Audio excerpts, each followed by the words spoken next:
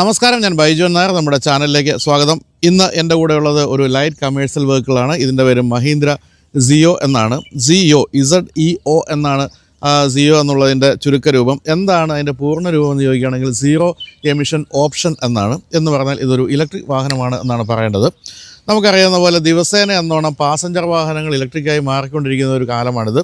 പക്ഷേ എപ്പോഴാണ് നമ്മുടെ കമേഴ്ഷ്യൽ വാഹനങ്ങളും ഇലക്ട്രിക് ആകുന്നൊരു ചോദ്യം എല്ലാവരും ചോദിച്ചുകൊണ്ടിരിക്കുകയാണ്. ഞാൻ ഇന്നലെ അതേ ചോദ്യം ഗോ ഈസി എന്ന് പറയുന്ന ഇലക്ട്രിക് ചാർജിങ് സ്റ്റേഷൻസ് സ്ഥാപിച്ചു കൊടുക്കുന്ന കമ്പനിയുടെ ഉടമയോട് സംസാരിക്കുകയുണ്ടായി, രാംനാഥിനോട്. അപ്പോൾ രാംനാഥിൻ്റെ അഭിപ്രായത്തിൽ ഏതാണ്ട് 3-4 വർഷത്തിനുള്ളിൽ ഇന്ത്യയിലെ കമേഴ്ഷ്യൽ വാഹനങ്ങളുടെയും ഒരു ഭൂരിപക്ഷം വാഹനങ്ങളും ഇലക്ട്രിക്കായി മാറും എന്നുള്ളതാണ്. എനിക്ക് തോന്നുന്നത് വലിയ വാഹനങ്ങൾ, അതായത് വലിയ ട്രക്കുകളും മറ്റും ഇലക്ട്രിക് ആകുന്ന കാര്യത്തിൽ കുറച്ചൊക്കെ ഒരു പ്രാക്ടിക്കൽ ഡിഫിക്കൽറ്റി ഉണ്ടായേക്കാം. പക്ഷേ ചെറിയ കമേഴ്ഷ്യൽ വാഹനങ്ങൾ, നമ്മൾ കണ്ടുകൊണ്ടിരിക്കുന്ന പോലുള്ള വാഹനങ്ങൾ ഇലക്ട്രിക് ആകേണ്ട കാലം കഴിഞ്ഞിരിക്കുകയാണ്. കാരണം ഇവയൊക്കെ വിളിക്കുന്നത് ലാസ്റ്റ് മൈൽ മൊബിലിറ്റി വാഹനങ്ങൾ എന്നാണ്. അതായത് വലിയ ട്രക്കിലും മറ്റു സാധനങ്ങൾ കൊണ്ടുവന്ന് നഗരത്തിലേക്ക് പ്രവേശിക്കാതെ എവിടെയെങ്കിലും കൊണ്ടുപോയി ഒന്ന് അൺലോഡ് ചെയ്യുന്നു. അവിടെ നിന്നും ഇത്തരത്തിലുള്ള ചെറിയ വാഹനങ്ങളിലാണ് നഗരത്തിലേക്ക് ഇവ ഡെലിവർ ചെയ്യുന്നത്. എന്ന് പറഞ്ഞാൽ ലാസ്റ്റ് മൈൽ മൊബിലിറ്റിയിലാണ് ഇവർ ഓടിക്കൊണ്ടിരിക്കുന്നത്.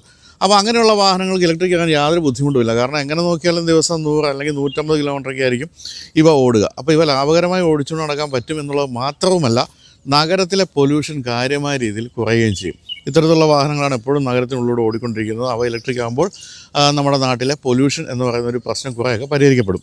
അങ്ങനെ വളരെ പ്രാധാന്യമുള്ള ഒരു മോഡലായിട്ടാണ് നമുക്ക് സിയോ പോലുള്ള വാഹനങ്ങളെ കാണേണ്ടത്. മഹീന്ദ്ര ഇലക്ട്രിക് വാഹന രംഗത്ത് ഇപ്പോൾ വിപ്ലവം സൃഷ്ടിച്ചുകൊണ്ടിരിക്കുന്നത് നിങ്ങൾക്ക് അറിയാവുന്ന പോലെ B6 ആയാലും ഏറ്റവും പുതിയ E90 പോലുള്ള വാഹനങ്ങളൊക്കെ ആയാലും ജനങ്ങളെ പിടിച്ചു കുലുക്കിയിരിക്കുകയാണ് എന്നാണ് പറയേണ്ടത്. അപ്പോൾ പാസഞ്ചർ വാഹനങ്ങൾ അല്ലെങ്കിൽ SUV മാത്രമല്ല മഹീന്ദ്ര ഇലക്ട്രിക് പരീക്ഷിച്ചുകൊണ്ടിരിക്കുന്നത്.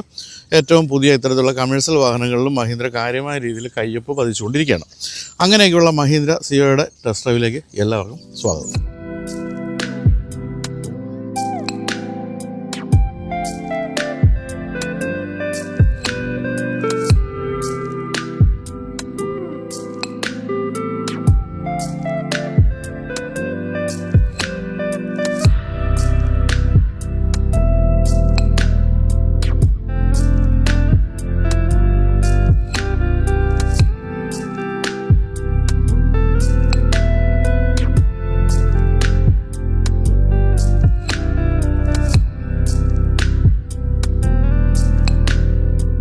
ഈ വാഹനത്തിൻ്റെ ബേസിക് ആയിട്ടുള്ള പെട്രോൾ, ഡീസൽ അല്ലെങ്കിൽ CNG രൂപം നിങ്ങൾ നേരത്തെ കണ്ടിട്ടുണ്ട്. അതിൻ്റെ പേര് ജീത്തോ എന്നാണ്. ജീത്തോയുടെ രൂപത്തിൽ കുറേയൊക്കെ മാറ്റങ്ങൾ വരുത്തിയാണ് ഇപ്പോൾ സിയോ നിർമ്മിച്ചെടുത്തിരിക്കുന്നത്. എന്നതന്നെയല്ല, ആദ്യകാലത്തിന് പേരിട്ട് തന്നെ ഈ ജീത്തോ എന്ന മറ്റോ ആയിരുന്നു. പിന്നീട് ഇതിന് വേറൊരു എൻറ്റിറ്റി കിട്ടട്ടെ എന്ന് വിചാരിച്ചായിരിക്കും സിയോ എന്ന് പേര് മാറ്റിയത്. എന്തായാലും മുൻഭാഗമൊക്കെ കാണുമ്പോൾ നമുക്ക് തീർച്ചയായിട്ടും ജീത്തോയെ ഓർമ്മ വരും. പക്ഷേ ഇലക്ട്രിക് വാഹനങ്ങൾക്ക് തനതായിട്ടുള്ള ഈ നിറങ്ങളൊക്കെ ഉണ്ടല്ലോ, ഒന്ന് ഈ പച്ച അല്ല നീല, ഇതാണ് പ്രധാനമായിട്ടും ഇലക്ട്രിക് വാഹനങ്ങൾ കൊടുക്കുന്നത്. അങ്ങനെ അത്തരം നിറങ്ങൾ കൊടുത്ത് ഇതിനെ ഒന്ന് മാറ്റി നിർത്തിയിട്ടുണ്ട് ജീത്തോയുടെ ബേസിക് രൂപത്തിൽ നിന്നും. ഇപ്പോൾ ഞാൻ പറഞ്ഞല്ലോ, 765 കിലോഗ്രാം ഭാരം വഹിക്കുന്ന വാഹനമാണിത്. അത് ഗവൺമെൻറ് സർട്ടിഫൈഡ് ആയിട്ടുള്ള പേലോഡാണ്. പക്ഷേ എപ്പോഴും നമ്മൾ അതിലധികം സാധനങ്ങൾ കയറ്റിക്കൊണ്ട് പോകാറുണ്ട്. റേഞ്ച് നോക്കുകയാണെങ്കിൽ 2 തരത്തിലുള്ള ബാറ്ററി ഓപ്ഷൻസ് ഉണ്ട്. ഇത് 160 കിലോമീറ്റർ റേഞ്ച് കിട്ടുന്നത്, അതായത് റിയൽ വേൾഡ് റേഞ്ചാണ് ഞാൻ പറയുന്നത്. ARI സർട്ടിഫൈഡ് റേഞ്ച് എന്ന് പറയുന്ന അതിലൊക്കെ വളരെ കൂടുതലാണ്, 260 മറ്റോ ഉണ്ട്. പക്ഷേ റിയൽ വേൾഡ് മൈലേജ് അല്ലെങ്കിൽ റേഞ്ച് എന്ന് പറയുന്നത് 160 കിലോമീറ്റർ കിട്ടുന്ന ടോപ്പ് എൻഡ് മോഡലാണിത്. ഇതിൻ്റെ തൊട്ട് താഴെ ഒരു ബാറ്ററി പാക്കുള്ള മോഡലുണ്ട്. അതിന് 100 കിലോമീറ്ററിന് തൊട്ട് മുകളിൽ റേഞ്ച് കിട്ടുകയും ചെയ്യും. എന്ന് പറഞ്ഞാൽ നഗരത്തിൽ ഞാൻ ഈ പറഞ്ഞ പോലെയുള്ള ലാസ്റ്റ് മൈൽ മൊബിലിറ്റിക്ക് ഏറ്റവും പറ്റിയൊരു വാഹനം എന്ന് തന്നെയാണ് പറയേണ്ടത്. പിന്നെ മഹീന്ദ്ര, ഞാൻ നേരത്തെ പറഞ്ഞ പോലെ ഇലക്ട്രിക് വാഹന രംഗത്ത് കാര്യമായ പരീക്ഷണങ്ങൾ നടത്തിക്കൊണ്ടിരിക്കുന്നതുകൊണ്ട് അത്തരം കാര്യങ്ങൾ, ഇലക്ട്രിക്കൽ ഭാഗങ്ങളെല്ലാം തന്നെ പക്കയായിരിക്കും എന്നുള്ള കാര്യത്തിലും സംശയമില്ല. അപ്പോൾ നമുക്കിനി വാഹനത്തിൽ ഒന്ന് അടുത്ത് കാണുകയാണെങ്കിൽ ഒരു ഭംഗിയുള്ള രൂപം, ഒരു ക്യൂട്ടായിട്ടുള്ള രൂപം തന്നെയാണ് ഈ വാഹനത്തിൽ കൊടുത്തിരിക്കുന്നത്. വളരെ വിശാലമായ ഒരു ഗ്ലാസ് ഏരിയയാണ് നമ്മൾ മുൻഭാഗത്ത് കാണുന്നത്. അതിലൊരു സിംഗിൾ വൈപ്പർ കൊടുത്തിരിക്കുന്നു. ഇവിടെ ഞാൻ നേരത്തെ പറഞ്ഞ പോലെ ഈ നീല നിറം കൊടുത്തതിനെ ഇലക്ട്രിക് ആക്കി മാറ്റി നിർത്തിയിട്ടുണ്ടെന്നാണ് പറയേണ്ടത്. സാമാന്യം വലിയ ഒരു ഹെഡ് ലാമ്പ് കൊടുത്തിരിക്കുന്നു. ക്ലിയർ ലെൻസ് ഹെഡ് ലാമ്പാണ് കൊടുത്തിരിക്കുന്നത്. അതിൽ ഇൻഡിക്കേറ്ററും മനോഹരമായിട്ട് ആ ഒരു ക്ലസ്റ്ററിൽ തന്നെ ഇൻ്റഗ്രേറ്റ് ചെയ്ത് കൊടുത്തിരിക്കുകയാണ്. ഈ ഭാഗത്ത് വേണമെങ്കിൽ നിങ്ങൾക്കൊരു ഫോഗ് ലാമ്പ് ഘടിപ്പിക്കാവുന്ന ഭാഗം കൊടുത്തിട്ടുണ്ട്. കമ്പനിയായിട്ട് ഘടിപ്പിച്ചിട്ടില്ല എന്ന് മാത്രമേ ഉള്ളൂ. ഇവിടെ എയർ ഡാം കൊടുത്തിരിക്കുന്നു. എയർ ഡാമിലാണെങ്കിലും കാര്യമായ രീതിയിൽ നീല നിറം വാരി പൂശിയിട്ടുണ്ട്. അതുപോലെ മുൻഭാഗത്ത് ഒരു ഉയർന്ന സ്റ്റാൻസാണ് നമ്മൾ കാണുന്നത്. അതായത് 180 മില്ലിമീറ്ററോളം ഗ്രൗണ്ട് ക്ലിയറൻസ് ഉള്ളൊരു വാഹനമാണ്. തന്നെ വല്ല കയറ്റമൊക്കെ ആണെങ്കിൽ 32 ഡിഗ്രി ഗ്രേഡബിലിറ്റി ഉണ്ട്. അതായത് സ്റ്റീപ്പായിട്ടുള്ള കയറ്റങ്ങൾ പോലും കയറ്റിക്കൊണ്ട് പോകാം. ഞാനിപ്പോൾ ഇന്നത് സാധാരണ ഇതിൽ ഇത്തരം വാഹനങ്ങളൊക്കെ ഞാൻ ഷൂട്ട് ചെയ്യുന്ന സ്ഥലത്തേക്ക് കൊണ്ടുവരിക എന്നാണ് പറയാറുള്ളതെങ്കിലും ഇന്നലെ എൻ്റെ കൈ കൊണ്ടത് തന്നുകൊണ്ട് ഞാൻ തന്നെ ഓടിച്ചുകൊണ്ടാണ് ടൗണിലൂടെയൊക്കെ വന്നത്. പക്ഷേ അത് രസകരമായിട്ട് ഓടിച്ചു പോരാൻ പറ്റുന്നുണ്ട്. ഇലക്ട്രിക് വാഹനത്തിൻ്റെതായ രസങ്ങളൊക്കെ ഉണ്ട്. തന്നെയല്ല എനിക്ക് തോന്നിയ മറ്റൊരു കാര്യം, സാധാരണ ഇതിൽ ഇത്തരം വാഹനങ്ങളിൽ ലോഡിലേക്ക് കിടന്ന് ബാക്ക് കിടന്ന് അടിച്ചുകൊണ്ടിരിക്കും. പക്ഷേ ഇതിൻ്റെ കാര്യത്തിൽ അങ്ങനെയൊന്നുമില്ലായിരുന്നു. നല്ല സ്റ്റെബിലിറ്റി തോന്നി, നല്ല സ്പീഡിലൊക്കെയാണ് ഞാൻ ഓടിച്ചു വന്നത്. അത്തരം പ്രശ്നങ്ങളൊന്നും തോന്നിയില്ല. അപ്പോൾ അതിനൊക്കെ കാരണം ഇത്തരത്തിലുള്ള ഈ ഗ്രേഡബിലിറ്റി പോലുള്ള കാര്യങ്ങളൊക്കെ തന്നെ ആയിരിക്കാം. അപ്പോൾ മുൻഭാഗം ഇതാണ് നമ്മൾ പറഞ്ഞു കഴിഞ്ഞത്. ചെറിയ സ്റ്റീപ്പായിട്ടുള്ള മുൻഭാഗം ഭംഗിയായിട്ടൊക്കെ ചെയ്തിട്ടുണ്ട്, വൃത്തികേടാക്കിയിട്ടില്ല. തന്നെയല്ല കുറച്ച് ക്യൂട്ടുമാണ് എന്നാണ് പറയേണ്ടത്. സൈഡ് പ്രൊഫൈലിലേക്ക് വരുമ്പോൾ ഇവിടെ സൈഡ് ഇൻഡിക്കേറ്റർ കൊടുത്തിട്ടുണ്ട്. ZO എന്നുള്ള ബാഡ്ജിങ് ഇവിടെ കാണാം. ഇസഡും E എന്നുള്ളത് ഇലക്ട്രിക് വാഹനങ്ങളുടെ രീതിയിൽ ബ്ലൂ നിറത്തിൽ കൊടുത്തിരിക്കുന്നു. ഇവിടെയൊക്കെ ഗ്രാഫിക്സൊക്കെ കൊടുത്ത് ഭംഗിയാക്കിയിട്ടുണ്ട്. ഇലക്ട്രിക് എന്നുള്ള ബാഡ്ജിങ് കൊടുത്തിരിക്കുന്നു. ഇതിൻ്റെ മറ്റൊരു രസമുള്ളൊരു ഭാഗം എന്ന് പറയുന്നത് ഈ ഒരു നീല നിറം ഈ സൈഡ് വ്യൂ മിറേഴ്സിന് കൊടുത്തിരിക്കുന്നതാണ്. അത് ഭംഗിയായിട്ടുണ്ട്. 12 ഇഞ്ചിൻ്റെ ടയർ കൊടുത്തിരിക്കുന്നു. അത്യാവശ്യം വീൽ ട്രാവലൊക്കെ ഉണ്ട്. പിന്നെ വീൽ കപ്പാണെങ്കിലും തരക്കേടില്ലാത്ത രീതിയിൽ ഭംഗിയുള്ള രീതിയിൽ കൊടുത്തിരിക്കുന്നു. വിശാലമായ ഗ്ലാസ് ഏരിയ തന്നെയാണ്. ഇതൊരു സിംഗിൾ ക്യാബിൻ മാത്രമേ ഉള്ളൂ. അതിന് വിശാലമായ ഗ്ലാസ് ഏരിയ കൊടുത്തിരിക്കുന്നു. അതുപോലെ ഡോർ ഹാൻഡിൽ ബ്ലാക്ക് നിറത്തിലാണ് ഇവിടെ കൊടുത്തിരിക്കുന്നത്. അപ്പോൾ ഈ ഒരു പോർഷനാണ് നമുക്ക് ഡ്രൈവർ ക്യാബിനായിട്ട് പറയുന്നത്. ബാക്കി നീളത്തിൽ കൊടുത്തിരിക്കുന്നു. ലഗേജ് അല്ലെങ്കിൽ ലോഡ് ഏരിയ എന്ന് പറയുന്നത് 7.4 ഫീറ്റാണ് ഈ ഒരു കാർഗോ ഏരിയയുടെ വലിപ്പം എന്ന് പറയുന്നത്. സാമാന്യം വലിയ കാർഗോ ഏരിയ തന്നെയാണ്. ഞാൻ നേരത്തെ പറഞ്ഞ പോലെ 765 കിലോഗ്രാം എന്നൊക്കെ പറഞ്ഞാൽ അതിൽ കൂടുതൽ കയറ്റാൻ പറ്റിയേക്കാം. ഞാൻ നിയമവിരുദ്ധമായ കാര്യമല്ല പറയുന്നത്, കയറ്റാൻ പറ്റിയേക്കാം എന്നാണ് പറഞ്ഞത്. എന്തായാലും താഴേക്ക് നോക്കുമ്പോൾ ബാറ്ററി പാക്ക് ഭംഗിയായിട്ട് അവിടെ ഒതുക്കി വെച്ചിട്ടുണ്ട്. ഒട്ടും തന്നെ തട്ടും മുട്ടുമൊന്നും കിട്ടാത്ത രീതിയിൽ ഭംഗിയായിട്ട് ഒതുക്കി വെച്ചിരിക്കുന്നു. ഏറ്റവും പുതിയ ബാറ്ററി ടെക്നോളജിയൊക്കെ ഉപയോഗിച്ചിട്ടുണ്ട്. അതിനെപ്പറ്റി നമുക്ക് വഴിയേ പറയാം. പിൻഭാഗത്തേക്ക് വരുമ്പോൾ വീണ്ടും ഒരു ചെറിയ മഡ് ഗാർഡ് പോലുള്ള ഭാഗം കൊടുത്തിരിക്കുന്നു. വീണ്ടും പിന്നിലേക്ക് വരുമ്പോൾ ഇത് ടെസ്റ്റ് ഡ്രൈവ് വെഹിക്കിളാണ് കേട്ടോ ഇങ്ങനെ എഴുതിയിരിക്കുന്നത്. ഈ ജീത്തോയുടെ കാര്യത്തിൽ ഏറ്റവും പ്രധാനപ്പെട്ട ഒരു കാര്യമെന്ന് നമുക്ക് പറയാമായിരുന്നത് അല്പം താഴ്ന്ന ലോഡിങ് ഏരിയയാണ്. അത് തന്നെയാണ് ഇപ്പോൾ ഈ വാഹനത്തിലും കൊടുത്തിരിക്കുന്നത്. സാധനങ്ങൾ കയറ്റാൻ വളരെ എളുപ്പമാണ്. തന്നെയുമല്ല വളരെ ഈസിയായിട്ട് നമുക്ക് ഈ ലോക്ക് തുറന്ന് ഇത്രയും സ്പേസ്, ഇഷ്ടംപോലെ സ്പേസാണ് കൊടുത്തിരിക്കുന്നത്. ഞാൻ പറഞ്ഞ പോലെ കണ്ടോ, വളരെ എളുപ്പത്തിൽ നമുക്കൊരു സാധാരണ ഉയരം കുറഞ്ഞ ഒരാൾക്ക് പോലും സാധനങ്ങൾ എടുത്തു വയ്ക്കാൻ പറ്റുന്ന അത്രയും ഫ്ലാറ്റായിട്ടുള്ള അത്രയും താഴ്ന്ന ഒരു ലോഡിങ് ഏരിയ കൊടുത്തിരിക്കുന്നു. അത് കൊള്ളാം, ഭംഗിയായിട്ടുണ്ട്. പിന്നെ ലോക്ക് ഞാൻ പറഞ്ഞല്ലോ, ലോക്ക് വളരെ എളുപ്പത്തിൽ നമുക്ക് തുറക്കാവുന്ന രീതിയിൽ കൊടുത്തിരിക്കുന്നു. പിൻഭാഗത്തേക്ക് വരുമ്പോൾ മനോഹരമായ ടെയിൽ ലാമ്പ് കൊടുത്തിരിക്കുന്നു. മഹീന്ദ്ര എന്നുള്ള ബാഡ്ജിങ് ഇവിടെ കൊടുത്തിരിക്കുന്നു. ഇവിടെയൊക്കെ ചെറിയ ചില സെൻസേഴ്സും മറ്റും കാണുന്നുണ്ടെങ്കിൽ ഞാൻ ഇനി പറയുന്നത് കേട്ട് ഞെട്ടരുത്. ഇതിൽ അഡാസിൻ്റെ 2-3 ഫീച്ചേഴ്സ് കൊടുത്തിട്ടുണ്ട്. അതായത് ഒരിക്കലും നമ്മൾ ഇത്തരത്തിലുള്ള കമേഴ്ഷ്യൽ വാഹനത്തിൽ പ്രതീക്ഷിക്കാൻ പറ്റാത്ത 2-3 ഫീച്ചേഴ്സാണ് അഡാസിൻ്റെ അടുത്തുള്ളത്. എന്തായാലും നമുക്കറിയാവുന്ന പോലെ BE6 വാരിക്കോരി അഡാസ് ഫീച്ചേഴ്സ് കൊടുത്തിരിക്കുന്നു. അവർ 2-3 ഫീച്ചേഴ്സൊക്കെ ബാക്കി വന്നപ്പോൾ എന്നാൽ ഇത് ഇദ്ദേഹത്തിന് കൊടുത്തേക്കാമെന്ന് വിചാരിച്ച മട്ടിൽ കൊടുത്തിട്ടുണ്ട്. എന്തായാലും അതൊക്കെ ഇത്തരത്തിലുള്ള വാഹനങ്ങൾ ഓടിക്കുന്ന ഡ്രൈവേഴ്സിന് ഇത്തരത്തിലുള്ള സാങ്കേതിക വിദ്യ കൊണ്ട് പരിചയപ്പെടുത്താൻ അത് ആവശ്യമാണ്. തീർച്ചയായിട്ടും അത് നല്ല കാര്യവുമാണ്. താഴേക്ക് നോക്കുമ്പോൾ സ്പെയർ ടയർ അവിടെ കൊടുത്തിരിക്കുന്നു. എളുപ്പത്തിൽ നമുക്ക് ഊരിയെടുക്കാവുന്ന രീതിയിൽ സ്പെയർ ടയർ കൊടുത്തിരിക്കുന്നു. ഒട്ടും സ്പേസ് അതിന് കളഞ്ഞിട്ടില്ല. ഈ ഭാഗത്തേക്ക് വരുമ്പോൾ ഇവിടെ ഈ കൊടുത്തിരിക്കുന്ന ഓക്സിലറി ബാറ്ററിയാണ്. അതായത് ഇതിൻ്റെ മറ്റ് കാര്യങ്ങൾ, ഹെഡ്ലൈറ്റ്, അതുപോലെ നിങ്ങൾ മ്യൂസിക് സിസ്റ്റം ഫിറ്റ് ചെയ്യുകയാണെങ്കിൽ അതിൻ്റെ ഇലക്ട്രിസിറ്റിയൊക്കെ ഇതിൽ നിന്നായിരിക്കും പോകുന്നത്. അതാണ് ഇപ്പോൾ ഇവിടെ കൊടുത്തിരിക്കുന്നത്. ഈ ഭാഗത്ത് കൊടുത്തിരിക്കുന്നത് ഇതാണ് ഇതിൻ്റെ ചാർജിങ് പോർട്ട്. അത് നമുക്ക് കീ ഉപയോഗിച്ച് തുറക്കാം. ഇതാണ്, ഇവിടെയാണ് നമ്മളിത് ചാർജ് ചെയ്യേണ്ടത്. അപ്പോൾ എന്താണ് ചാർജിങ് ടൈം എന്ന് ചോദിക്കുകയാണെങ്കിൽ, നമ്മൾ വീട്ടിലെ ഒരു ചാർജർ ചാർജ് ചെയ്യുകയാണെങ്കിൽ 3 മണിക്കൂർ അല്ലെങ്കിൽ 3 മണിക്കൂർ 10 മിനിറ്റ് കൊണ്ടൊക്കെ ഫുൾ ചാർജ് ആകും. ഫാസ്റ്റായിട്ടുള്ള DC ചാർജറുകളാണെങ്കിൽ വെറും 71 മിനിറ്റ് മതി ഇദ്ദേഹത്തിന് ഫുൾ ചാർജ് ആകാൻ. എന്ന് പറഞ്ഞാൽ നിങ്ങൾക്ക് സാധനങ്ങളൊക്കെ കയറ്റി ഇറക്കി ഊണ് കഴിക്കാൻ പോകുന്ന സമയം മതി. 71 മിനിറ്റ്, 1 മണിക്കൂറിന് തൊട്ട് മുകളിൽ മതി ഈ വാഹനം ഫുൾ ചാർജ് ആകാൻ. വീണ്ടും ഇദ്ദേഹം 160 കിലോമീറ്റർ ഓടാൻ പ്രാപ്തനായി കഴിഞ്ഞു. തീർച്ചയായിട്ടും വളരെ സൗകര്യപ്രദമായ ഒരു കാര്യം തന്നെയാണിത്. അപ്പോൾ അതൊക്കെ അവിടെ ഒതുക്കി ഭംഗിയായിട്ട് കൊടുത്തിട്ടുണ്ട്. പിന്നെ വാഹനത്തിൻ്റെ നിർമ്മാണ നിലവാരം തീർച്ചയായിട്ടും ഓരോ ഇഞ്ചിലും വ്യക്തമാണ്. അത്തരത്തിലുള്ള കാര്യങ്ങളൊന്നും യാതൊരു കോംപ്രമൈസിനും കമ്പനി പോയിട്ടില്ല. അപ്പോൾ ഇതാണ് എക്സ്റ്റീരിയറിൻ്റെ കാര്യം പറയാനുള്ളത്. തീർച്ചയായിട്ടും നിർമ്മാണ നിലവാരം തീർച്ചയായിട്ടുമുണ്ട്. അതുപോലെ തന്നെ പ്രാക്ടിക്കാലിറ്റി എന്ന് പറയുന്ന സംഭവമുണ്ട്. എല്ലാ തരത്തിലും ഇഷ്ടപ്പെടുന്ന ഒരു രൂപഭാവങ്ങളൊക്കെ തന്നെ വാഹനത്തിന് കമ്പനി കൊടുത്തിട്ടുമുണ്ട്. ഇനി ഇൻറ്റീരിയർ കാണാം. ഇൻറ്റീരിയറൊക്കെ വളരെ ബേസിക്കായിട്ടുള്ള കാര്യങ്ങളേ ഉള്ളൂ. കാരണം അധികം കറണ്ട് കളയുന്ന പരിപാടിയൊന്നും പറ്റിയല്ലോ. ഇലക്ട്രിക് വാഹനമായതുകൊണ്ട് തന്നെ എന്തൊക്കെയാണ് ഉൾഭാഗത്തുള്ളത് നോക്കാം.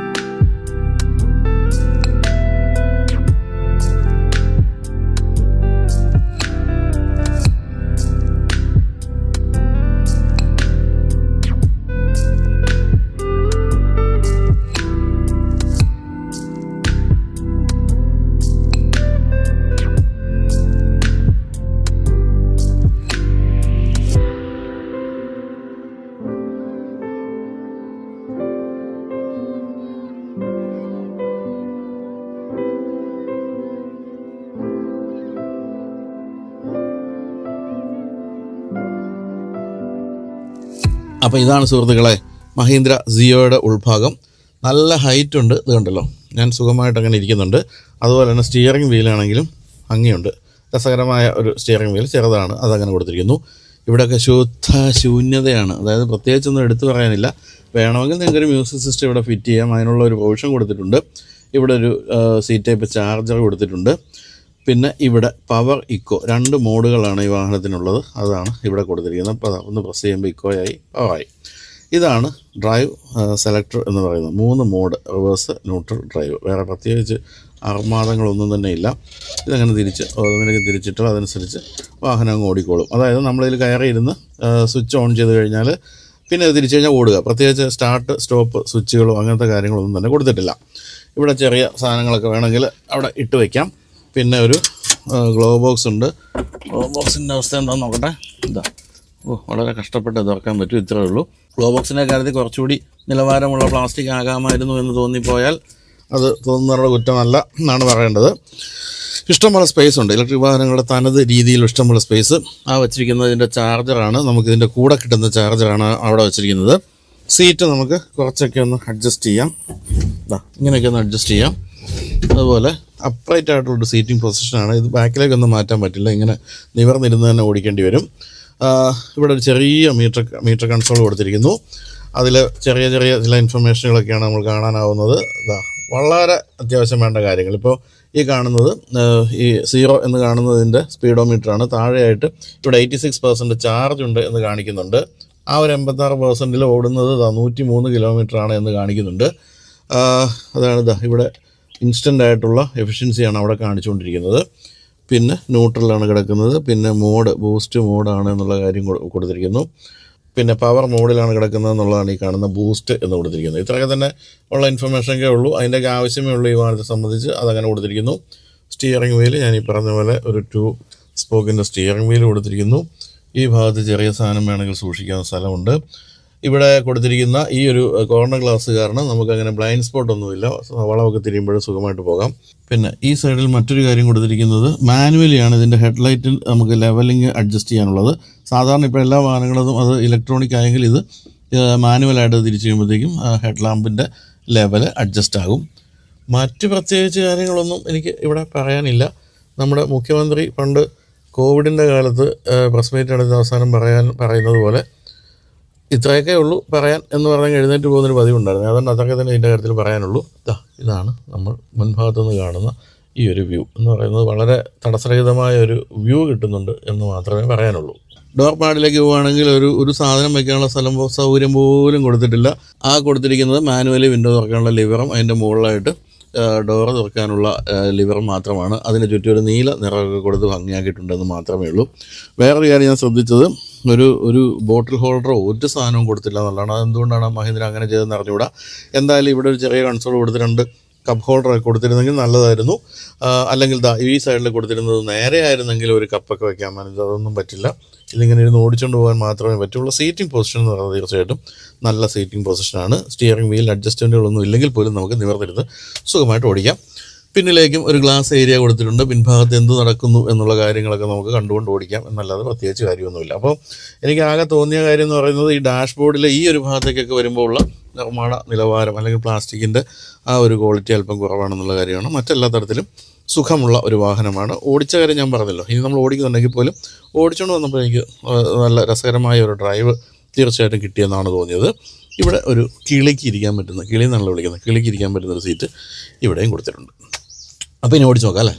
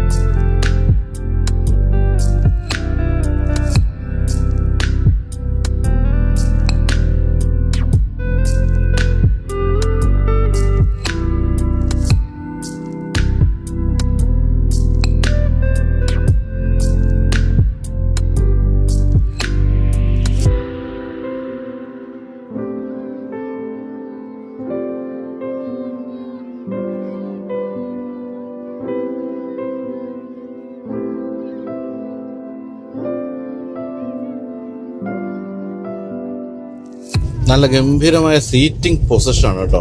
സിറ്റിയിലൊക്കെ ഓടിച്ചു പോകുന്ന വാഹനങ്ങളായിരിക്കും ഇത് അധികവും. എന്ന് തന്നെയല്ല, വളരെ നാരോ ആയിട്ടുള്ള സ്പേസിൽ കൂടെ ഓടിച്ചു പോകാൻ ഉള്ള സാധ്യതകൾ ധാരാളമുണ്ട്. അതുപോലെ തന്നെ വളരെ ഇടുങ്ങിയ കയറ്റങ്ങളിൽ പോകാനുള്ള സാധ്യതയുണ്ട്. അത്തരം സന്ദർഭങ്ങളിലെല്ലാം വളരെ സുഖമായ ഒരു സീറ്റിംഗ് പൊസിഷൻ, വളരെ ഉയർന്ന സീറ്റിംഗ് പൊസിഷനൊക്കെ ഈ വാഹനത്തിൽ കിട്ടുന്നുണ്ട്. അത് ഇത്തരത്തിലുള്ള വാഹനങ്ങൾക്ക് ഏറ്റവും ആവശ്യമുള്ളൊരു കാര്യമാണ്. എനിക്ക് പിണക്കം തോന്നിയ പ്രധാനപ്പെട്ട കാര്യം എന്ന് വെച്ചാൽ, ഇതിന് എ സി ഇല്ലെന്നുള്ള പോട്ടെ, ഫാനെങ്കിലും കൊടുക്കാമായിരുന്നു. ഒരു ബ്ലോവറെങ്കിലും കൊടുത്തിരുന്നെങ്കിൽ ഈ ഒടുക്കത്തെ ചൂടിൽ നിന്നൊരു ചെറിയ രക്ഷ നേടാമായിരുന്നു. സ്ഥിരമായി എ സി ഉള്ള വാഹനങ്ങൾ ഓടിച്ചോടിച്ച് വലിയ ബുദ്ധിമുട്ട് തോന്നുന്നു. ഇപ്പോൾ എ സി ഇല്ലാത്ത വാഹനങ്ങൾ ഓടിച്ചാൽ, ഇന്നിപ്പോൾ രാവിലെ 8:30 ആയിട്ടുള്ളൂ. കുറച്ചുകൂടെ കഴിഞ്ഞാൽ ഇത് ഓടിക്കുന്നവരുടെ അവസ്ഥ എന്ന് പറയുന്നത് തീച്ചൂളൊക്കെ അതിരുന്ന് ഓടിക്കുന്ന പോലെ ആയിരിക്കും എന്നുള്ളൊരു സംശയമില്ല. അപ്പം ഇപ്പോൾ അടുത്ത കാലത്തൊക്കെ കണ്ട പല കമേഴ്ഷ്യൽ വാഹനങ്ങളിലും എ സി വരുന്നുണ്ട്. പക്ഷേ എന്തുകൊണ്ടാണ് ഈ വാഹനത്തിൽ അത് ഒഴിവാക്കിയെന്ന് അറിഞ്ഞുകൂടാ. എനിക്കൊന്ന് മാക്സിമം റേഞ്ചൊക്കെ കിട്ടാൻ വേണ്ടി ചെയ്യുന്ന കാര്യമായിരിക്കും. നമ്മുടെ കമേഴ്ഷ്യൽ വാഹനങ്ങൾ ഓടിക്കുന്നവർ ഇതിനൊന്നും അർഹരല്ല എന്നൊരു തോന്നൽ ഇപ്പോഴും മഹീന്ദ്ര പോലുള്ള വാഹന നിർമ്മാണ കമ്പനികൾ വെച്ച് പുലർത്തുന്നുണ്ടെങ്കിൽ അത് ശരിയല്ല. എല്ലാ സൗകര്യങ്ങളോടും കൂടി വേണം കൊടുക്കാൻ. പക്ഷേ ഞാൻ നേരത്തെ പറഞ്ഞില്ലേ, ഞെട്ടിക്കുന്ന ഫീച്ചർ എന്ന് പറയുന്നത് അഡാസ് ഫീച്ചേഴ്സിൽ 2-3 കാര്യങ്ങളൊക്കെ കൊടുത്തിരിക്കുന്നത് നമ്മളെ ഞെട്ടിച്ചു എന്നുള്ള കാര്യത്തിൽ സംശയമില്ല. പിന്നെ ഞാൻ പറഞ്ഞല്ലോ, സീറ്റിംഗ് പൊസിഷൻ്റെ ഒരു സുഖം കാരണം തന്നെ നമുക്കിത് ഓടിക്കുമ്പോൾ ഒരു കാർ ലൈക്ക് ഫീലാണ് കിട്ടുന്നത്. അല്ലെങ്കിൽ ഒരു ചെറിയ SUV ഒക്കെ ഓടിക്കുന്ന ഒരു ഫീല് തീർച്ചയായിട്ടും കിട്ടുന്നുണ്ട്. നല്ല വിസിബിലിറ്റിയാണ്. അത് ബാക്കിലും ഈ ഗ്ലാസ് ഏരിയ ഉള്ളതുകൊണ്ടും ഈ 2 സൈഡിലെയും വലിയ ഗ്ലാസ് ഏരിയ, ഫ്രണ്ടിലും വളരെ സ്ലോപ്പായിട്ടുള്ള ഗ്ലാസ് ഏരിയ, ഇതെല്ലാം ഉള്ളതുകൊണ്ട് നല്ലൊരു എയറി ഫീലാണ്. സുഖമായിട്ട് സഞ്ചരിക്കാം. AC കൂടി ഉണ്ടായിരുന്നെങ്കിൽ പൊളിച്ചാനെ എന്നാണ് പറയേണ്ടത്.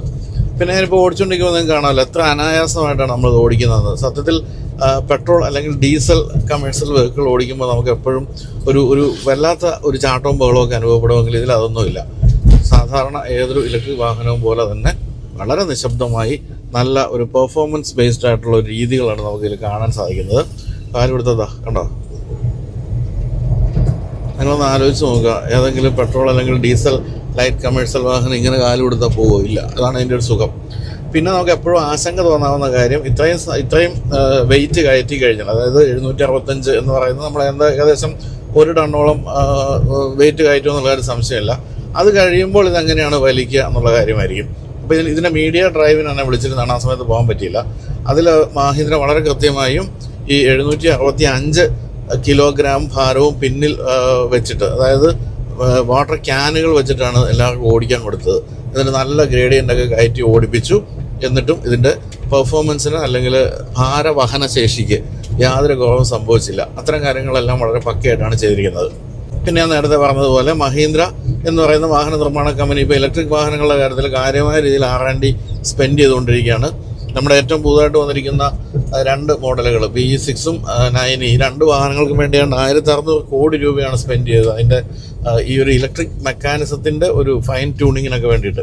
എന്ന് പറയുമ്പോൾ അത്തരം കാര്യങ്ങളുടെ എല്ലാം ഗുണം തീർച്ചയായിട്ടും ഈ ഇലക്ട്രിക് കമേഴ്ഷ്യൽ വാഹനങ്ങൾക്ക് കൂടി കിട്ടുന്നുണ്ടെന്നുള്ള കാര്യം മനസ്സിലാക്കുക. സാങ്കേതികവിദ്യയുടെ കാര്യത്തിൽ മോശമല്ല എന്നാണ് ഞാൻ പറഞ്ഞു വന്നത്. ഇപ്പം നമ്മളൊന്ന് ഫുൾ കാല് കൊടുത്തപ്പോൾ 65 കിലോമീറ്റർ സ്പീഡാണ് മാക്സിമം കിട്ടിയിരിക്കുന്നത്. ഞാൻ ഫുൾ ചവിട്ടി പിടിച്ചിരിക്കുകയാണ്, അപ്പോഴും 65 നിൽക്കുന്നുണ്ട്. അപ്പോൾ എനിക്കത് തോന്നുന്നത് ലിമിറ്റ് ചെയ്തിരിക്കുന്നതാണെന്നാണ്. അല്ലെങ്കിൽ മോശമല്ലാത്ത ബാറ്ററി പാക്ക് ആയതുകൊണ്ട് കുറച്ചുകൂടിയൊക്കെ ഒന്ന് സ്പീഡ് കിട്ടുന്നുണ്ട്. അത് ലിമിറ്റ് ചെയ്തിരുന്നതായിരിക്കാം. എന്തായാലും 63 കിലോമീറ്റർ പോലും പോകുന്ന മോശമല്ല ഇത്തരത്തിലുള്ളൊരു വാഹനം എന്നാണ് പറയേണ്ടത്. അപ്പോൾ 2 തരത്തിലുള്ള ബാറ്ററി പാക്കാണെന്ന് പറഞ്ഞല്ലോ. ഒന്ന് 21.3 കിലോ വാട്ടിൻ്റെയും മറ്റൊന്ന് 18.4 കിലോ വാട്ടിൻ്റെയും. അപ്പോൾ 21.3 കിലോ വാട്ടിൻ്റെ ബാറ്ററി പാക്കാണ് 160 കിലോമീറ്ററോളം റിയൽ വേൾഡ് റേഞ്ച് തരുന്നത്. 100 കിലോമീറ്ററിൻ്റെ മേൽ റേഞ്ചാണ് 18.4 കിലോ വാട്ടിൻ്റെ ബാറ്ററി പാക്ക് തരുന്നത്. 2 ഉപയോഗിച്ചിരിക്കുന്ന ഒരേ മോട്ടർ തന്നെയാണ്. 30 കിലോ വാട്ടിൻ്റെ PMS മോട്ടറാണ് ഈ 2 ബാറ്ററി പാക്കുള്ള മോഡുകൾ ഉപയോഗിച്ചിരിക്കുന്നത്. 2 മോഡുകളുണ്ട്, ഡ്രൈവ് മോഡുകൾ, പവർ, ഇക്കോ. ഈ പവർ എന്ന മോഡൊക്കെ വളരെ എഫിഷ്യൻ്റ് ആണ്. നമ്മൾ ഒരു വാഹനത്തെ ഓവർടേക്ക് ഒക്കെ ചെയ്യാൻ വേണ്ടി പെട്ടെന്ന് പവർ മോഡിലേക്ക് ഇട്ട് അത് ഇനിഷ്യൽ പിക്കപ്പ് നമുക്ക് അറിയാൻ സാധിക്കുന്നുണ്ട്. അത്തരം കാര്യങ്ങളും ഈ ടൈപ്പ് വാഹനങ്ങളിൽ വളരെ കുറച്ച് നമ്മൾ കാണാറുള്ളൂ. പക്ഷേ അത് ഈ വാഹനത്തിൽ കൊടുത്തിട്ടുണ്ട്. മറ്റൊരു കാര്യമുള്ളത് റീജനറേറ്റീവ് ബ്രേക്കിങ്ങിൻ്റെ എഫിഷ്യൻസിയാണ്. അതിന് 20% ചാർജ് തിരിച്ച് കിട്ടും മര്യാദയ്ക്ക് നമ്മൾ റീജനറേറ്റീവ് ബ്രേക്കിംഗ് ഉപയോഗിച്ച് വാഹനം ഓടിക്കുകയാണെങ്കിൽ. അതൊന്ന് ഓടിച്ച് ശീലിക്കേണ്ട കാര്യമേ ഉള്ളൂ. നമ്മൾ ആക്സിലേറ്ററിൽ നിന്ന് കാലെടുത്താൽ ഉടൻ തന്നെ ഇക്കോ എന്ന മോഡലാണെങ്കിൽ റീജനറേറ്റീവ് ബ്രേക്കിംഗ് എന്ന് പറയുന്ന ഒരു ബ്രേക്കിങ്ങിൻ്റെ അതേ എഫിഷ്യൻസി വരുന്നുണ്ട്. അതായത് സിംഗിൾ പെഡൽ നമുക്ക് ഓടിച്ചു പോകാൻ പറ്റുമെന്നാണ് പറയേണ്ടത്. അതിനായിട്ട് ക്രീപ്പ് ഫംഗ്ഷനും കൊടുത്തിട്ടുണ്ട്. അതായത് നമ്മൾ ആക്സിലേറ്റർ കൊടുക്കാതെ വെറുതെ കാലൊന്ന് ബ്രേക്കിൽ നിന്ന് എടുത്തു കഴിഞ്ഞാൽ 8 കിലോമീറ്റർ സ്പീഡിൽ വാഹനം ഇഴഞ്ഞു നീങ്ങും. അത് ശരിക്കും സിറ്റിയിലൊക്കെ ഓടിക്കുമ്പോഴത്തേക്കും എന്താ പറയേണ്ടത്, ഒരു അഡാപ്റ്റീവ് ക്രൂയിസ് കൺട്രോളിൻ്റെ ഗുണം ചെയ്യുന്നതാണ് പറയേണ്ടത്. അതങ്ങനെ അങ്ങ് ഒഴുകിപ്പോക്കോളും 8 കിലോമീറ്റർ സ്പീഡിൽ. അതുപോലെ തന്നെ സിറ്റിയിലൊക്കെ തിരിക്കാൻ ഏറ്റവും എളുപ്പമാണ്. 4.3 മീറ്റേഴ്സേ ഉള്ളൂ ഇതിൻ്റെ ടേണിംഗ് റേഡിയസ്. അതും നമുക്ക് പെട്ടെന്ന് തിരിച്ചെടുക്കാൻ സാധിക്കുന്ന ഒരു ടേണിംഗ് റേഡിയസ് ആണ്. പിന്നെ അഡാസ് ഫീച്ചേഴ്സിൽ വരുമ്പോഴത്തേക്കും ലൈൻ ഡിപ്പാച്ചർ വാർണിംഗ് ഉണ്ട്, അതുപോലെ തന്നെ ഹെഡ് വേ മോണിറ്ററിംഗ് ഉണ്ട്, ഡ്രൈവർ ബിഹേവിയർ അനാലിസിസ് ഉണ്ട്, പെഡസ്ട്രിയൻ കൊളീഷൻ അവോയ്ഡൻസ് സിസ്റ്റം ഉണ്ട്. ഇത്തരത്തിലുള്ള കുറച്ച് കാര്യങ്ങളൊക്കെയാണ് കൊടുത്തിരിക്കുന്നത്. ചെറിയ റഡാറും ഒക്കെ വെച്ചിട്ട് ഒപ്പിക്കാവുന്ന രീതിയിലുള്ള കാര്യങ്ങളൊക്കെ ഒപ്പിച്ചിട്ടുണ്ട്. എന്നാൽ പോലും ഇത്തരം വാഹനങ്ങൾ ഓടിക്കുന്നവരുടെ കാര്യത്തിൽ ഈ ഒരു ഡ്രൈവറുടെ ആ ഒരു ക്ഷീണം മനസ്സിലാക്കുന്ന രീതിയിലുള്ള കാര്യങ്ങൾ തീർച്ചയായിട്ടും നല്ലതാണ്. അത് ഡ്രൈവർ ബിഹേവിയർ അനാലിസിസ് എന്ന് വിളിക്കുന്ന സംഭവം തീർച്ചയായിട്ടും നല്ല കാര്യമാണ് ഇത്തരം വാഹനങ്ങൾ ഓടിക്കുന്നവരുടെ കാര്യത്തിൽ. അപ്പോൾ അതൊക്കെ കൊടുത്തിട്ടുണ്ട്. ഇതുകൂടാതെ നിമോ എന്ന് പറയുന്ന ഒരു ടെലിമാറ്റിക്സ് യൂണിറ്റ് കൊടുത്തിട്ടുണ്ട്. അതായത് അതുവഴി നമുക്ക് ഫ്ലീറ്റ് മാനേജ്മെൻറ്റ് സിസ്റ്റം ആപ്പ് അതുമായിട്ട് കണക്ട് ചെയ്യാം. അങ്ങനെ കൃത്യമായിട്ട് ഈ ഡ്രൈവർ എവിടേക്കാണ് ഈ വാഹനം ഓടിക്കുന്നതെന്ന് ഓണർക്ക് മനസ്സിലാക്കാൻ സാധിക്കും. അതുപോലെ തന്നെ ചവിട്ടി പിടിച്ച് ഓടിക്കുന്നുണ്ടോ, പെർഫോമൻസ് എങ്ങനെയുണ്ടെന്നുള്ള കാര്യം മനസ്സിലാക്കാൻ സാധിക്കും. എഫിഷ്യൻസി എത്രത്തോളം നമുക്ക് റേഞ്ച് കിട്ടുന്നുണ്ട്, അത്തരം കാര്യങ്ങളെല്ലാം തന്നെ ഈ നിമോ എന്ന് പറയുന്ന ടെലിമാറ്റിക്സ് യൂണിറ്റും ആപ്പും തമ്മിൽ കണക്ട് ചെയ്യുമ്പോൾ ഡ്രൈവറുടെ അല്ലെങ്കിൽ ഓണറുടെ മൊബൈൽ ഫോണിലെ ആപ്പുമായിട്ട് കണക്ട് ചെയ്യുമ്പോൾ അത് മനസ്സിലാക്കാൻ സാധിക്കും. ഇത്തരം കാര്യങ്ങളൊക്കെ ശരിക്കും പറഞ്ഞാൽ നമ്മൾ പലപ്പോഴും വലിയ വാഹനങ്ങളിൽ വില കൂടിയ പാസഞ്ചർ വാഹനങ്ങൾ കാണുന്ന കാര്യമാണ്. അതൊക്കെ ഈ വാഹനത്തിൽ കൊടുത്തിട്ടുണ്ട്. മറ്റൊരു പ്രധാനപ്പെട്ട കാര്യമുള്ളത് ഹിൽ ഹോൾഡ് അസിസ്റ്റ് കൊടുത്തിട്ടുണ്ടെന്നുള്ള കാര്യമാണ്. കയറ്റത്തിൽ നിർത്തുമ്പോൾ പിന്നിലേക്ക് ഉരുളാതിരിക്കാൻ സഹായിക്കുന്ന ഹിൽ ഹോൾഡ് അസിസ്റ്റ്, അതും ഇത്തരത്തിലുള്ള വാഹനങ്ങൾക്ക് ഏറ്റവും ആവശ്യമുള്ള കാര്യമാണ്. എനിക്ക് ഈ വാഹനത്തിൻ്റെ ഏറ്റവും ഇഷ്ടപ്പെട്ട കാര്യം സസ്പെൻഷനാണെന്ന് ഞാൻ പറഞ്ഞിരുന്നല്ലോ. സസ്പെൻഷൻ്റെ കാര്യത്തിൽ മുൻഭാഗത്ത് കൊടുത്തിരിക്കുന്ന മക്ഫേഴ്സൺ സ്ട്രട്ടും അതുപോലെ തന്നെ കോയിൽ സ്പ്രിങ്ങുകളും ഒക്കെയാണ് മുൻഭാഗത്ത്. പിന്നിൽ സെമി ട്രെയിലിംഗ് ആമും കോയിൽ സ്പ്രിങ്ങുകളും ഷോക്ക് അബ്സോർബേഴ്സും കൊടുത്തിട്ടുണ്ട്. എന്ന് പറഞ്ഞാൽ കുറച്ചൊക്കെ ഒരു കാർ ലൈക്ക് സസ്പെൻഷൻ എന്ന് തന്നെയാണ് പറയേണ്ടത്. അത് നമ്മൾ ഓടിക്കുമ്പോൾ മനസ്സിലാകുന്നുണ്ട്. വെയിറ്റ് കയറ്റി ഓടിച്ചാൽ അതിൻ്റെ ഏറ്റവും ഗംഭീരമായ ഒരു സസ്പെൻഷൻ മികവ് അനുഭവിക്കാൻ കഴിയുകയും ചെയ്യുന്നതിന് സംശയമില്ല. ഇപ്പോഴും മോശമല്ല എന്നുള്ളതാണ് എനിക്ക് തോന്നിയത്. ഇപ്പോഴും മോശമല്ല എന്ന് പറഞ്ഞാൽ ഈ ഒരു വെയിറ്റ് ഇല്ലാത്ത അവസ്ഥയിലും ചാട്ടം ബഹളമൊക്കെ വളരെ കുറവാണെന്നാണ് ഞാൻ ഉദ്ദേശിച്ചത്. എന്തായാലും മഹീന്ദ്രയുടെ ഭാഗത്തു നിന്ന് വന്നിരിക്കുന്ന വളരെ മികച്ച ഒരു ലൈറ്റ് കമേഴ്ഷ്യൽ ട്രക്കാണ് എന്നുള്ളൊരു സംശയമില്ല. നിങ്ങൾക്ക് ടൗണിലാണ് പ്രധാനമായിട്ട് നിങ്ങൾക്ക് ഓട്ടമെങ്കിൽ ഇത്രയും അധികം സാധനങ്ങൾ കയറ്റിക്കൊണ്ട് പോകാൻ പറ്റുന്ന വളരെ ലാഭകരമായി ഓടിക്കാവുന്ന വാഹനമാണ് മഹീന്ദ്രയുടെ സിയോ എന്ന് പറയുന്ന ഈ ഒരു cute light commercial pickup truck.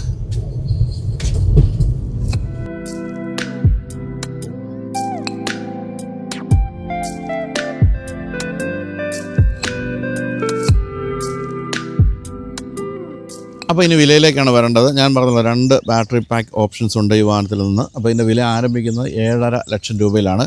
വില അവസാനിക്കുന്നത് 7,84,000 രൂപയിലും. എന്ന് പറയുമ്പോൾ വില കൂടുതലാണെന്ന് പറയാനാവില്ല. കാരണം വളരെ എക്കണോമിക്കലാണ് ഈ വാഹനത്തെ സംബന്ധിച്ച് പറയുകയാണെങ്കിൽ. നമ്മൾ ഇത്തരത്തിലുള്ള ഡീസൽ അല്ലെങ്കിൽ പെട്രോൾ വാഹനങ്ങൾ വാങ്ങിക്കുകയാണെങ്കിൽ മൈലേജ് എത്രത്തോളം ഉണ്ടാകുമെന്ന് അറിയാമല്ലോ. പ്രത്യേകിച്ച് സാധനങ്ങൾ കയറ്റി കഴിഞ്ഞാൽ മൈലേജ് എന്ന് പറയുന്ന ഒരു മരീചികയായിരിക്കും. ഈ വാഹനത്തിൻ്റെ കാര്യത്തിൽ അങ്ങനെയൊന്നുമില്ല. 160 കിലോമീറ്റർ എന്ന് പറയുന്ന ഡീസൻ്റ് ആയിട്ടുള്ള ഒരു മൈലേജ് അല്ലെങ്കിൽ റേഞ്ച് ഈ വാഹനത്തിനുണ്ട്. പിന്നെ ഞാൻ നേരത്തെ പറഞ്ഞ പോലെ എല്ലാ തരത്തിലും നിർമ്മാണ നിലവാരമുണ്ട്. ചില 1-2 കാര്യങ്ങൾ ഒഴിച്ചു നിർത്തിയാൽ നിർമ്മാണ നിലവാരമുണ്ട്. പിന്നെ കപ്പ് ഹോൾഡേഴ്സ് ഒന്നും കൊടുത്തിട്ടില്ല തുടങ്ങിയ ചില പ്രാക്ടിക്കൽ പ്രശ്നങ്ങളൊക്കെ ഉണ്ട്. എങ്കിൽ പോലും നമ്മൾ സ്നേഹിച്ചു പോകുന്നൊരു വാഹനമാണിത്. ഈ ഓടിച്ചു പോകുമ്പോഴുള്ളൊരു സുഖം എന്ന് പറയുന്നത് ഒരു ഇലക്ട്രിക് കാർ ഓടിക്കുന്ന സുഖമൊക്കെ കൊടുത്തിട്ടുണ്ട് എന്നുള്ളതാണ് പറയേണ്ടത്. പിന്നെ ഇതിൻ്റെ വാറണ്ടിയിലേക്കൊക്കെ പോവുകയാണെങ്കിൽ 3 വർഷം അല്ലെങ്കിൽ 1.25 ലക്ഷം കിലോമീറ്റർ സ്റ്റാൻഡേർഡ് വാറണ്ടി കൊടുത്തിട്ടുണ്ട്. എക്സ്റ്റെൻഡ് ചെയ്ത് പോവുകയാണെങ്കിൽ 7 വർഷം വരെ വാറണ്ടി കൊടുക്കും. അതായത് 1.5 ലക്ഷം കിലോമീറ്റർ വരെയുള്ള വാറണ്ടി കൊടുക്കും. എന്ന് പറയുമ്പോൾ അത്തരത്തിലുള്ള തലവേദനകളൊന്നുമില്ല. പിന്നെ ഏറ്റവും പ്രധാനപ്പെട്ട കാര്യം, നിങ്ങൾ ഇത്തരത്തിലുള്ള ഡീസൽ പെട്രോൾ വാഹനങ്ങൾ വാങ്ങിക്കുകയാണെങ്കിൽ എപ്പോഴും സർവീസ് എന്ന് പറയുന്നത് വന്നുകൊണ്ടേയിരിക്കും എന്നുള്ളതാണ്. കാരണം എപ്പോഴും അങ്ങനെയുള്ള റഗ്ഗഡായിട്ടുള്ള ഒരു ഡ്രൈവിംഗ് രീതികളൊക്കെ ആയിരിക്കും ഇതിന് വരുന്നത്. അല്ലെങ്കിൽ ഓടുന്ന സ്ഥലങ്ങൾ അങ്ങനെയായിരിക്കും. ഇതിൻ്റെ കാര്യത്തിൽ എന്ത് സർവീസ് കോസ്റ്റ് വരാനാണ്? ഒന്നും വരാനില്ല. ഓയിൽ മാറ്റേണ്ടതില്ല, അങ്ങനത്തെ ഒരു കാര്യങ്ങളുമില്ല. അതുകൊണ്ട് തന്നെ ഇത്തരത്തിലുള്ള വാഹനങ്ങൾ ഓടിച്ച് ജീവിക്കുന്നവരെ സംബന്ധിച്ച് ഈ വാഹനം തീർച്ചയായിട്ടും വളരെ എക്കണോമിക്കലായിട്ടുള്ള ഒരു ജീവിതം നിങ്ങൾക്ക് തരുമെന്നുള്ള കാര്യത്തിലും സംശയമില്ല. അപ്പോൾ ഇത്തരത്തിലുള്ള വാഹനങ്ങൾ കൂടുതൽ വരട്ടെ. കാരണം നമ്മുടെ നഗരങ്ങളെ പരിസ്ഥിതി മലിനീകരണത്തിന് രക്ഷപ്പെടുത്താൻ കഴിയുന്ന കക്ഷികളാണ് ഇവരെല്ലാവരും തന്നെ. അപ്പോൾ ഇത്രയും പറഞ്ഞുകൊണ്ട് അവസാനിപ്പിക്കുന്നു. വീഡിയോ എല്ലാവർക്കും നന്ദി. ബൈ.